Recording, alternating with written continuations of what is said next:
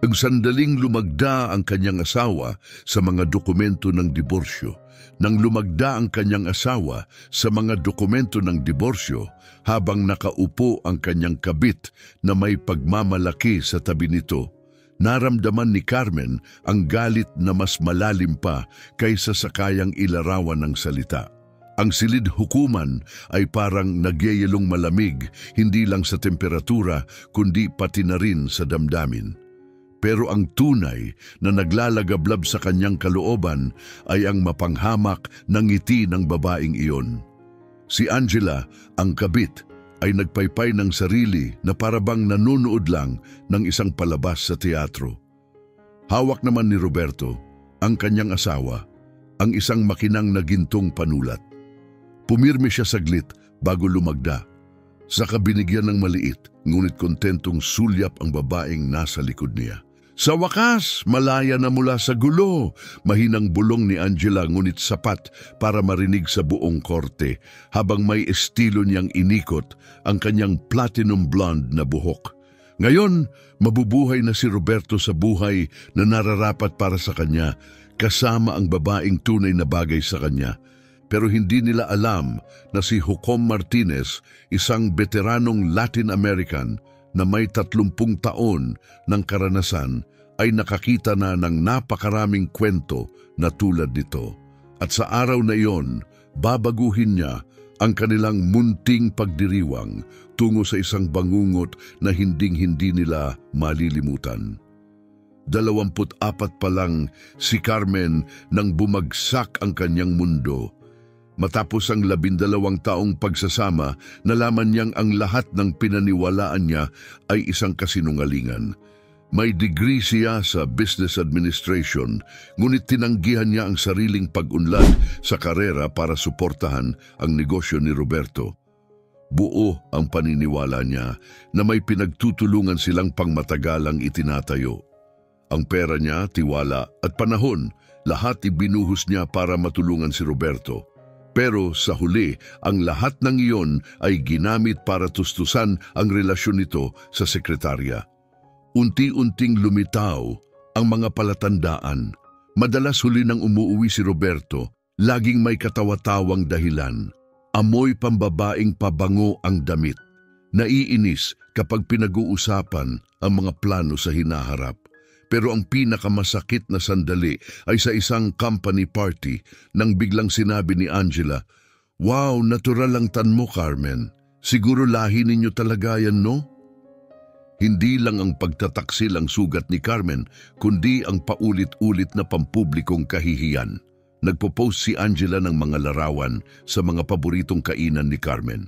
Suot niya ang mga alahas na kilala ni Carmen. Mga regalong sinabing hindi kayang bilhin ni Roberto noon.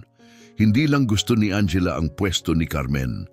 Gusto niyang burahin si Carmen para ipakitang wala siyang karapatang mapabilang sa mundo ni Roberto. Tahimik si Carmen sa loob ng maraming buwan. Kinaya niya ang mga matang malungkot ng kapitbahay, ang mga bulungan na napuputol tuwing dumarating siya, ang mga kaibigang biglang umiwas kapag nagsasalita siya, para bang naging multo siya sa sariling buhay. At habang masayang nagpaplano sina Roberto at Angela para kuhanin ang lahat mula sa diborsyo, ang tahimik na mukha ni Carmen ay may itinatagong mas malalim. Hindi luha ang kislap sa kanyang mga mata, kundi layunin. Hindi lang basta siya bumibitaw, may inihahanda siya. Isang bagay na wawasak sa ilusyon ng kaligayahan ng dalawa. Isinulong ng abogado ni Roberto ang huling dokumento sa kanya, parang wala siyang ibang halaga kundi isang sagabal. "Panahon mo nang lumagda," sabi nito ng mahinahon. "Tapusin na natin ito sa maayos na paraan." Kinuha ni Carmen ang panulat, ramdam ang bawat titig ng mga tao, at sa sandaling iyon, hinayaan niyang isipin ng lahat na panalo na sila. Tahimik ang buong silid, maliban sa pagpalo ni Roberto ng panulat sa mesa. Alam ng sinumang nasaktan, ang tunay na ganti ay hindi maingay. Ito ay matalino, tahimik, at ang pinakamasarap ay iyong hindi nila inaasahan. Kaya mag-subscribe sa channel na ito dahil ang sumunod na nangyari ay bumura sa ngiti ni Angela at pinalitan ito ng hilakbot. Ang kahihiyan sa korte ay hindi simula. Iyon na ang final act sa matagal ng plano ni Carmen. Matagal ng misyon ni Angela na ipahiya si Carmen.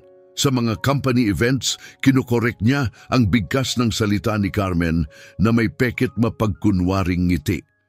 Napaka-interesting ng accent mo, sasabihin niya. Siguro hindi ka lumaki sa ganitong klase ng kultura, no? Sa mga simpleng salo-salo, siya ang nangingibabaw sa usapan tungkol sa mamahaling alak at bakasyon. Tuwing aamin si Carmen na hindi pa siya nakakalayo, titingnan siya ni Angela na may pagtatangi.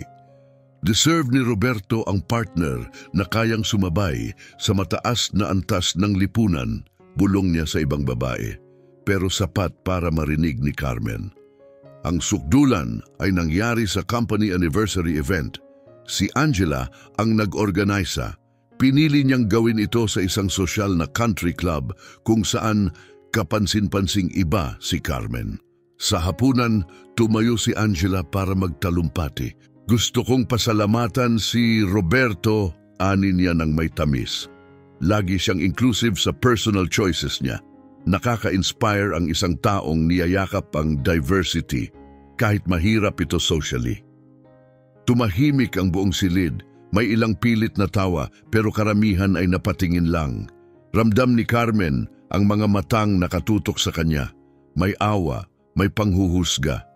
At si Roberto, tinitigan lang ang kanyang napkin, walang lakas ng loob na magsalita. Sa biyahe pa uwi, hinarap na siya ni Carmen. Paano mong hinayaang ipahiya ako ni Angela sa harap ng lahat? Paranoid ka, malamig niyang tugon. Professional si Angela. Baka dapat matuto ka sa kanya imbes na magpasimuno ng drama. Drama, ulit ni Carmen. Binastos niya ako sa harap ng lahat. Hindi yon ang ibig niyang sabihin, sagot niya. Binabaluktot mo lang ang sinabi niya. Inggit ka lang sa edukasyon niya, sa klas niya. Mas masakit pa yon sa sampal. Pero ang hindi alam ni Roberto, hindi siya basag. May plano siya, isang malaking plano. Sa sandaling iyon, napagtanto ni Carmen ang isang masakit na katotohanan. Ang pagtataksil ni Roberto ay hindi nagsimula sa pisikal na pandaraya. Nagsimula ito matagal na sa kanyang puso at isipan.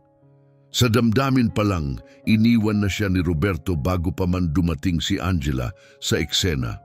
Ang mga sumunod na buwan ay naging dahan-dahang pagbaba tungo sa matinding pagdurusa sa isipan.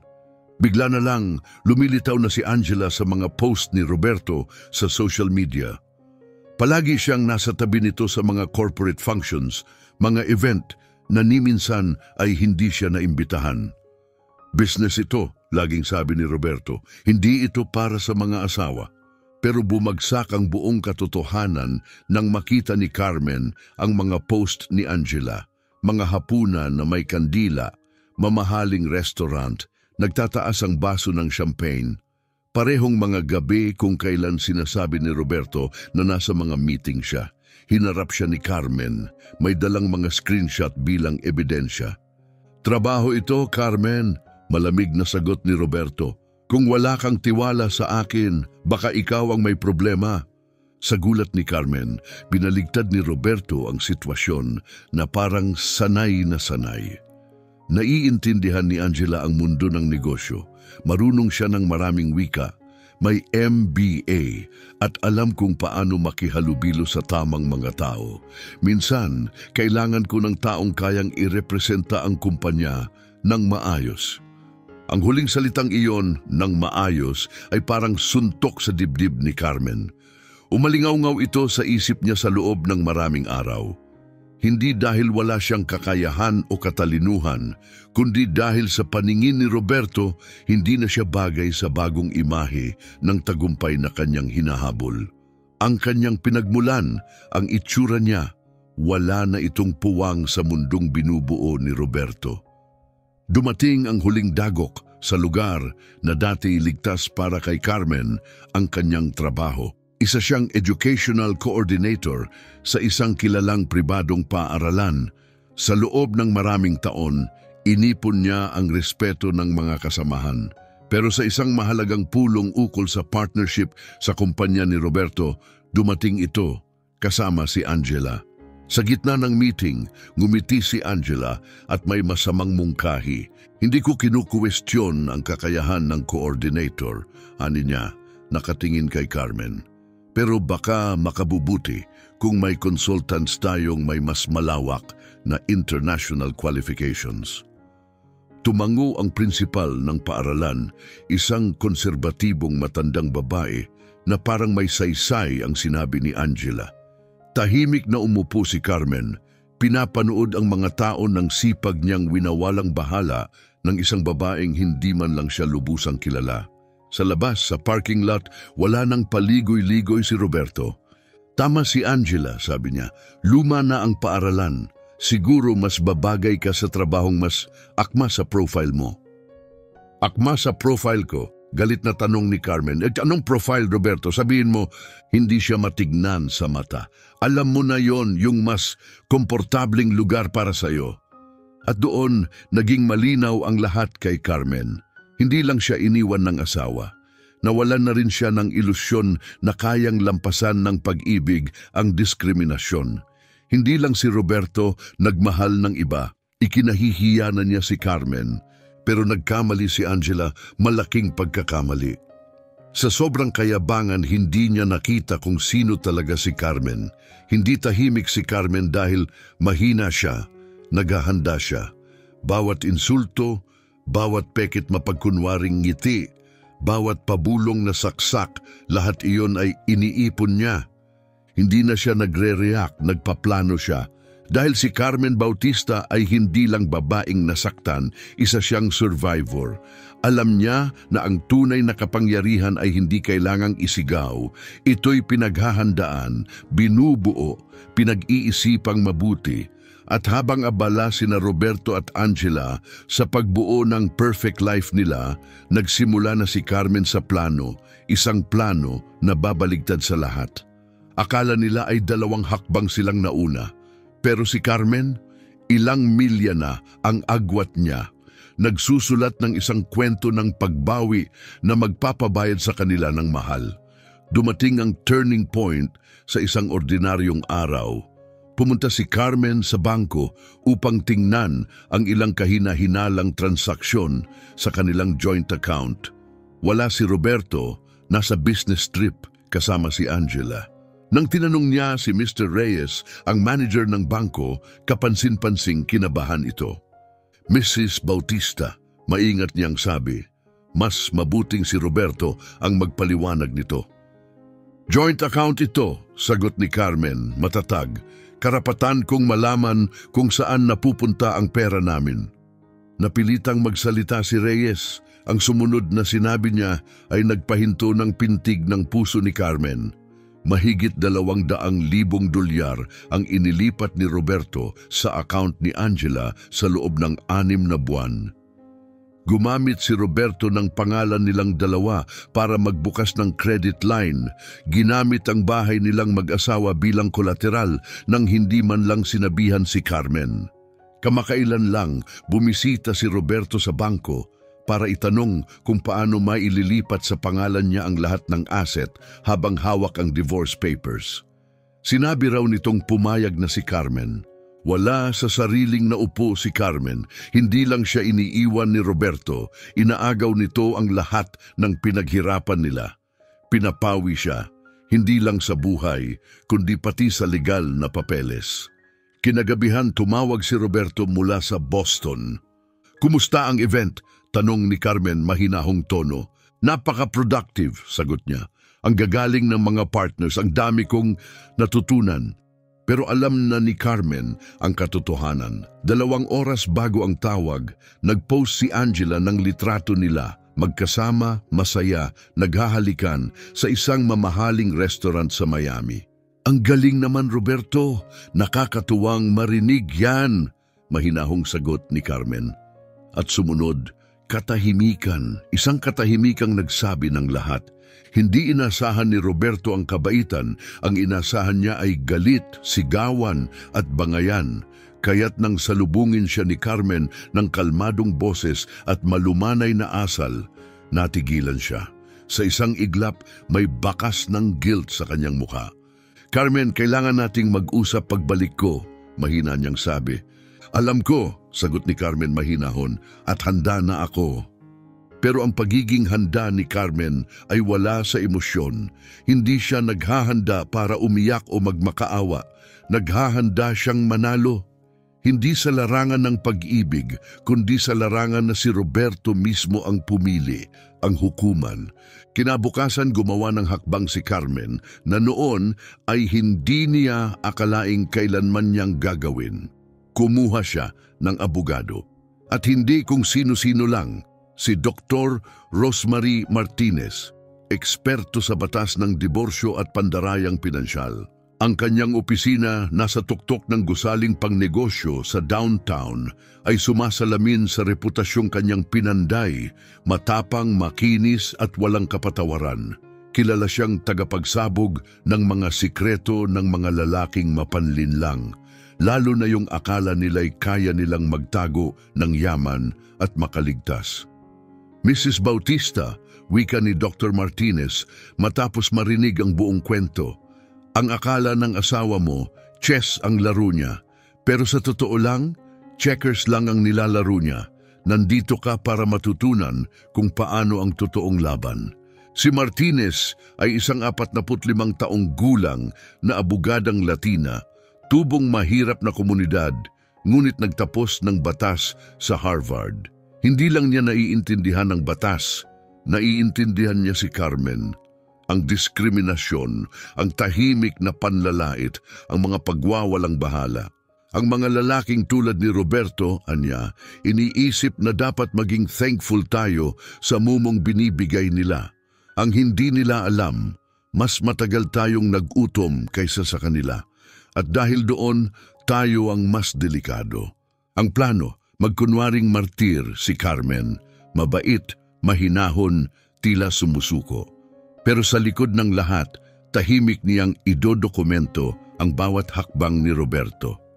Pagbalik ni Roberto mula sa business trip, sinalubong siya ni Carmen ng ngiti at lutong hapunan. Walang away, walang sigawan. "Pareho tayong hindi masaya," ani Carmen. "Siguro panahon na para pag-isipan natin kung ano ang makakabuti sa ating dalawa." Kitang-kita ang pagkabunghaw ng dibdib ni Roberto. Akala niya'y gera ang sasalubong sa kanya, hindi kapayapaan. "Alam kong espesyal kaya niya. Napaka-mature ng pagharap mo sa lahat." "Gusto ko lang na maging masaya ka, Roberto," sagot ni Carmen. Maikli ang buhay para magpanggap. At doon bumaba ang depensa ni Roberto. Unti-unti niyang ibinubunyag ang mga sikreto. Si Angela, wika niya minsang habang nilalabhan ni Carmen ang kanyang mga damit, "Tinulungan akong makita kung gaano ako nakakulong sa buhay na hindi ko gusto." "Naiintindihan ko," sagot ni Carmen, hindi tumitingin. Mukhang napaka-enlightened niya. "Oo," tumango si Roberto. "May vision siya, may finesse.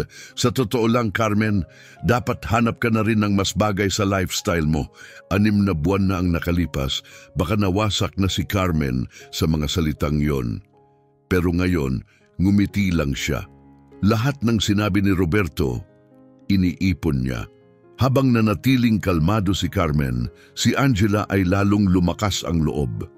Akala niya'y sumusuko na si Carmen, kaya't nagsimula na siyang dumalo sa mga event na dati ni hindi siya magpakita. Suot ang mga designer gown, alahas na kilala ni Carmen bilang sariling pagmamay-ari noon. Sa isang fundraising event, hinarap siya ni Angela. "Kalma ka na ngayon." Ani nito, may mapangot siyang nangiti. "Ang sarap siguro ng pakiramdam na hindi mo na kailangang magpanggap."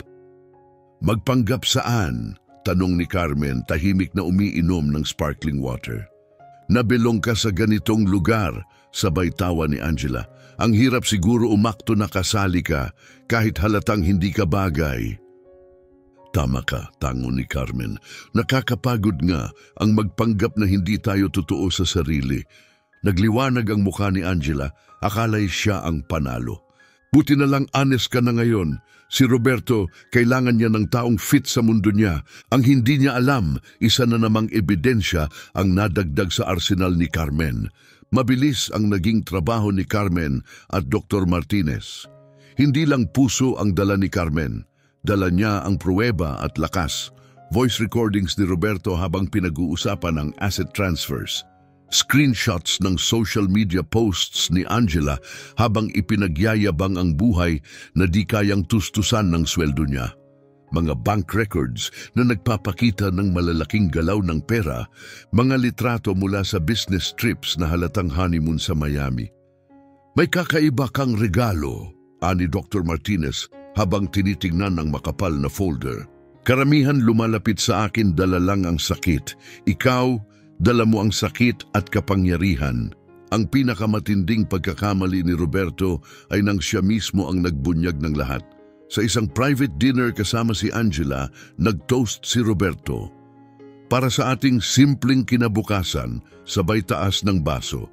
Proud na proud si Angela, kinuhanan ito ng video at ipinost sa social media. Sa video, inamin ni Roberto na naayos na ang asset division at halos malaya na silang mabuhay sa karapat-dapat nilang mundo. Sa caption, number new chapter, #LifeIDeserve. Akala nila hindi sila mahahawakan. Akala nila tapos na si Carmen. Hindi nila alam, magsisimula pa lang ang tunay na laban. Ang hindi alam ni Angela ay bawat post niya online, lahat ng larawan, caption at pagmamalaki ay maingat na sinusubaybayan. Gumawa si Carmen ng peking account para tahimik na magmasid mula sa dilim.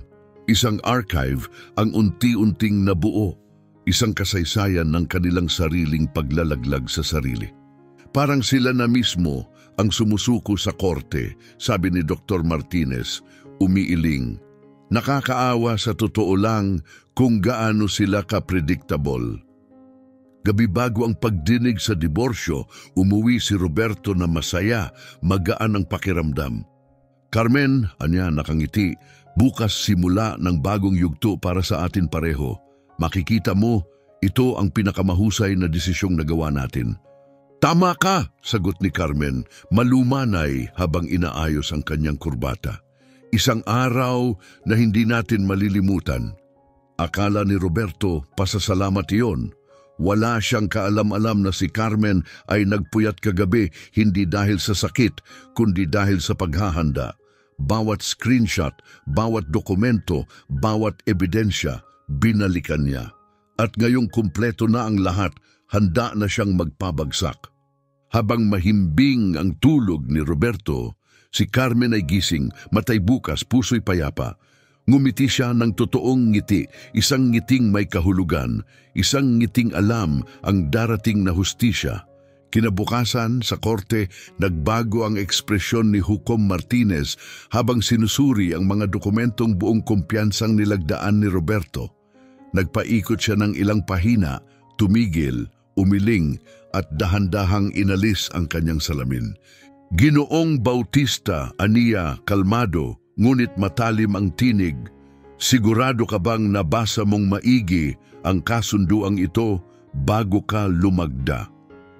Siyempre, Your Honor, sagot ni Roberto nagtatakang nakangiti. Karaniwan lang itong mutual divorce agreement. Muling tumingin ang hukom. Nakakagulat dahil ayon sa dokumentong ito, pumayag kang ilipat ang 80% ng inyong pinagsamang ari-arian sa iyong asawa. Kasama rin dito ang panghabambuhay na alimony na $8,000 kada buwan. Namutla si Roberto. Imposible, hindi yan ang pinasa ng abogado ko. Biglang tumayo si Angela, nahulog ang kanyang fan sa sahig. Anong ibig mong sabihin, Roberto? Akala ko kontrolado mo lahat. Tumayo si Dr. Rosemary Martinez, payapa ngunit may autoridad. Your Honor, kung maaari, sabay bukas ng kanyang leather briefcase. Ang kliyente ko ay naging target ng isang planong sistematikong tanggalan ng ari-arian sa nakaraang 6 na buwan. Isang-isang inilatag ang mga ebidensya, bank records. May $247,000 na iligal na inilipat sa account ni Angela Martinez, ang kabit na binago ang apelyido para magmukhang profesional. Audio recordings, narinig ang tinig ni Roberto. Angela helped me realize we'll soon be free to enjoy life. Kasinungalingan yan, sigaw ni Angela. Hindi totoo. Pero tuloy lang si Dr. Martinez. May mga larawan rin na nagpapakita ng kanilang business trips na halatang honeymoon. Roberto tumayo, namumutla. Hindi yan ang ibig kong sabihin. Out of context yan. Bang, pinukpok ng hukom ang kanyang malyete. May karagdagan pa ba? Meron pa po, ani Dr. Martinez. Isinulong niya ang mga printout, mga screenshot ng social media ni Angela. Kumakain sa 5-star restaurant, suot ang alahas na binili gamit ang marital funds. Hashtags, #new chapter, #life upgrade. At ang huling dagok, isang video clip. Sina Angela at Roberto nagdiriwang sa isang dinner. Sa video, bukas pipirmahan ko na ang mga papel at wakas na rin ang problemang ito. Nagpanik si Angela. Roberto, sabi mo tapos na. Sabi mo walang magiging problema. Tumahimik ka nga, Angela. Singhal ni Roberto, isang pagkukumpirma ng lahat. Tumingin si Hukom Martinez. Ginoong Bautista, hindi lang kayo nagtangkang mandaya, may gana pa kayong dalhin dito ang inyong kasabwat na parang tropeo. Your Honor, dagdag pa ni Dr. Martinez, ginamit ni Roberto ang bahay nilang mag-asawa bilang kolateral para sa loan na pinanggastos sa luho ni Angela. Wala pong pahintulot si Carmen diyan. Itinaas niya ang mga travel bookings, first-class flights, luxury hotel bookings, lahat nakaschedule 2 linggo pagkatapos ng diborsyo. Bagsak si Roberto para bang nawala ang lupa sa ilalim ng kanyang mga paa. Pero si Carmen, tahimik, kalma, matatag. Ito ang simula hindi ng kanyang pagluha kundi ng kanyang pagbangon. Tahimik na paghihiganti, matapang na katarungan. Walang kaalam-alam si Angela na bawat kilos niya ay sinusubaybayan. Sa pamamagitan ng isang peking account, tahimik na minomonitor ni Carmen ang bawat post, bawat caption, bawat pagmamalaki at lahat ito ay iniimbak bilang ebidensya. Sila na mismo ang bumubuo ng kaso para sa atin, ani Dr. Martinez, kalahating natatawa, kalahating hindi makapaniwala. Nakakalungkot kung gaano sila ka-predictable. Gabi bago ang laban, gabi bago ang pagdinig, umuwi si Roberto na parang sinag ng araw, punong-puno ng kumpiyansa. Carmen, masigla niyang sabi, bukas, bagong simula para sa ating dalawa. Makikita mo, ito ang pinakamagandang nangyari. Sigurado ako, malambing na tugon ni Carmen habang inaayos ang kurbata niya tulad ng isang tapat na asawa. Walang duda, hinding-hindi natin makakalimutan ng bukas. At totoo ang bawat salitang iyon, pero hindi sa paraang iniisip ni Roberto. Habang siya'y mahimbing na natutulog, nananaginip ng marangyang kinabukasan kasama si Angela, si Carmen ay gising, tahimik, malakas, sigurado. Bawat detalye ng kanyang plano ay handang-handa na. Ang simula ng hustisya. Pagsapit ng umaga, tumayo si Carmen sa harap ng bintana, pinagmamasdan ng lungsod na mahimbing pa ring natutulog. Wala pa silang kamalay-malay na sa araw na ito, isang babaeng minsang inapi at tinaboy ay magpapatunay kung saan talaga nagmumula ang tunay na lakas. Hindi sa yaman, kundi sa tatag at katalinuhan. Sa korte habang binabasa ni Hukom Martinez ang mga dokumentong buong yabang na pinirmahan ni Roberto, nagbago ang ekspresyon niya, kilay ay kumunot at marahang inalis ang kanyang salamin. G. Bautista, marinyang tanong, binasa mo ba ng buo ang kasunduang ito bago pirmahan? Siyempre po, Your Honor, simple lang ito, mutual agreement. Talaga? Tugon ng hukom. Kung gayon, alam mong nakasaad dito na 80% ng inyong mga ari-arian ay ililipat sa iyong asawa at magbabayad ka ng buwanang alimony na $8,000 habang buhay? Namuti ang mukha ni Roberto. Hindi yan ang bersyon na sinubmit ng abogado ko. Biglang tumayo si Angela. Ano? Akala ko ayos na lahat, Roberto. Tumindig si Dr. Martinez, kalmadong-kalmado. Kung maaari, kagalang-galang, bukas ang briefcase, sunod-sunod ang dokumento. Ang kliyente ko ay naging biktima ng sinadyang plano para mawalan ng karapatan sa pinagsaluhang ari-arian. Narito po ang bank records na nagpapatunay ng 247,000 dolyar na iligal na nailipat sa account ni Angela Martinez. Hindi totoo yan, sigaw ni Angela. Dr. Martinez, hindi na tinag. Narito rin po ang audio recording. Tumugtog ang boses ni Roberto sa courtroom. Tinulungan ako ni Angela na makita na peke ang buhay ko. Pipirmahan na namin ang mga papel at malaya na kami sa abalang ito. Tumayo si Roberto. Hindi yan ang ibig kong sabihin. Wala sa konteksto. Bang, isang hampas ng malyete. May karagdagan pa ba? Tanong ng hukom. Meron pa po, sagot ni Dr. Martinez. Narito ang mga screenshot ng social media posts ni Miss Martinez, hapunan sa mamahaling restaurant, alahas, bakasyon. Lahat pinunduhan mula sa marital funds. Isang larawan, si Angela may hawak na champagne. Caption, "Finally living the life I deserve." Hashtags, #, new chapter, life upgrade. At ang huling dagok, isang video, sina Roberto at Angela nagdiriwang sa hapunan. Muli, ang kanyang boses, "Bukas pipirmahan ko na ang mga papel at tapos na ang komplikadong sitwasyong ito." Nataranta si Angela. "Sabi mo okay na lahat, sabi mo pumayag siya. Tumahimik ka, Angela." Sigaw ni Roberto na lalong nagpabigat sa kaso. Ginoong Bautista, wika ng hukom, puno ng galit, hindi lang kayo nandaya. May lakas pa kayo ng loob na dalhin dito ang kabit nyo na parang tropeyo. At hindi pa tapos si Dr. Martinez. Gamit ang bahay bilang collateral nang walang pahintulot ni Carmen. Month-long European trip, fully booked, first-class tickets, 5-star hotels, $75,000. You said she'd never fight back, iyak ni Angela. Sabi mo simple lang siya. Simple, ulit ng hukom sa katumingin kay Carmen. "Miss Bautista, may nais po ba kayong sabihin?" Tumayo si Carmen, matay diretsyo, kilos ay payapa. "Kagalang-galang, mali ang taong pinagkatiwalaan ko. Pero natutunan ko na ang tunay na edukasyon ay hindi galing sa kung saan ka ipinanganak o kung sino ang pinakasalan mo. Ito'y nakukuha sa kung paano mo hinaharap ang hirap. Carmen, pwede pa nating pag-usapan. Tayo lang, pagmamakaawa ni Roberto. "Huli na, G. Bautista," sabi ng hukom. "Sa lakas ng ebidensya, idinedeklara ko itong contested divorce.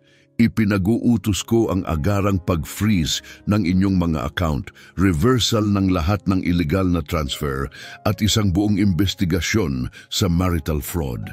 Angela ay napalupasay sa upuan. Roberto ay tulala, nanginginig. "Paano mo nalaman?" "Mali ang tinayan nyo," sagot ni Carmen, diretsyong tumingin.